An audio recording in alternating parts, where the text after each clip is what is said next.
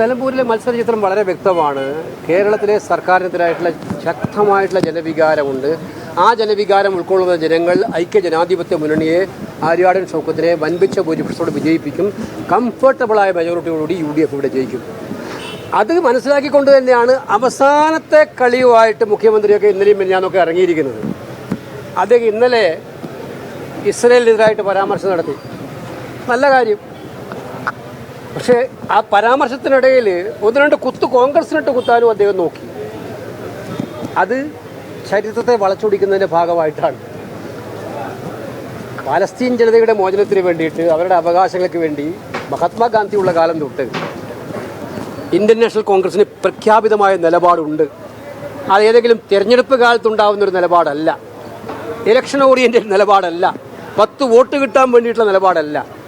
Palestine ജനതയോട് ഐക്യദാർഢ്യം പ്രഖ്യാപിക്കുന്ന നിലപാട് മഹാത്മാഗാന്ധിയുടെ കാലത്ത് ഇന്ദിരാഗാന്ധി ആയാലും രാജീവ് ഗാന്ധി ആയാലും കോൺഗ്രസിൻ്റെ എല്ലാ ഗവൺമെൻറ്റുകളായാലും അത് ഉറച്ചു പറഞ്ഞിട്ടുണ്ട്. ഞങ്ങളുടെ AICC സമ്മേളനങ്ങളിൽ പലസ്തീന് വേണ്ടിയിട്ടൊരു വാചകമില്ലാത്ത ഒരു പ്രമേയവും പാസ്സാക്കിയിട്ടില്ല.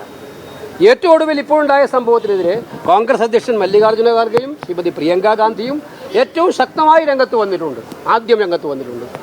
ഞങ്ങളെല്ലാം പ്രതികരിച്ചിട്ടുണ്ട്. നിങ്ങൾക്കറിയാമോ, 6 മാസം മുമ്പ് ഗാസയിലെ കൂട്ടക്കൊലക്കെതിരായിട്ട് പ്രിയങ്ക ഗാന്ധി ഒരു ബാഗും തൂക്കി പാർലമെന്റിൽ വന്നതിനെയായിരുന്നു ഇന്ത്യയിലെ സംഘപരിവാർ ട്രോൾ ചെയ്തത്.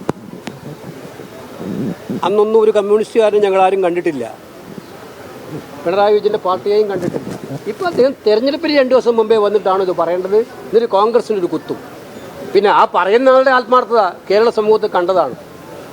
2022 ഡിസംബർ മാസം 11-ാം തീയതി ഇസ്രയേൽ കോൺസുലേറ്റ് ജനറലുമായിട്ട് ഇരിക്കുന്ന ചർച്ച എന്തുമാത്രം മനോഹരമായ ചർച്ചയാണെന്നത് അത് സോഷ്യൽ മീഡിയയിലുണ്ടല്ലോ ആ പിക്ചർ.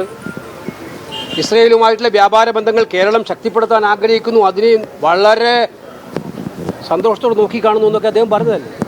അപ്പോൾ അദ്ദേഹം ഇപ്പോൾ ചെയ്തുകൊണ്ടിരിക്കുന്നത് അവസാന നിമിഷമെങ്കിലും ഒരു 10 വോട്ട് മറിക്കാൻ പറ്റുമോ, എന്തെങ്കിലും താൽക്കാലികമായിട്ടുള്ള അവസരവാദം പറഞ്ഞ് നുണ പറഞ്ഞ് എന്നാണ് അദ്ദേഹം നോക്കുന്നത്. പക്ഷെ അതിവിടെ ചിലവാകാൻ പോകുന്നില്ല.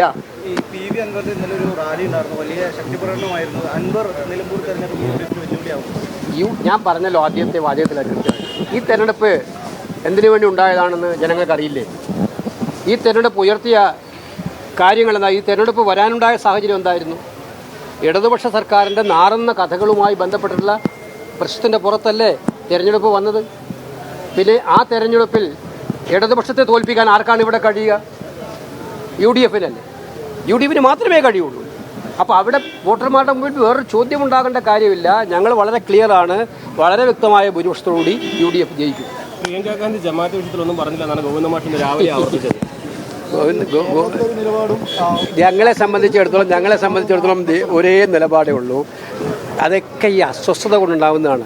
ഗോവിന്ദ മാഷൊക്കെ ഓരോ ദിവസവും എന്താണ് പറയുന്നതിൽ വ്യക്തമായ ഒരു ചിത്രം കിട്ടാത്തതുകൊണ്ട് പറയുന്നതായിരിക്കും.